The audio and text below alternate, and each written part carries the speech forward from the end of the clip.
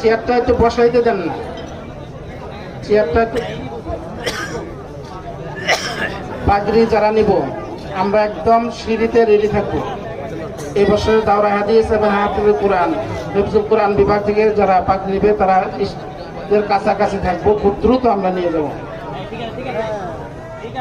মাশাআল্লাহ, জাযাকাল্লাহ।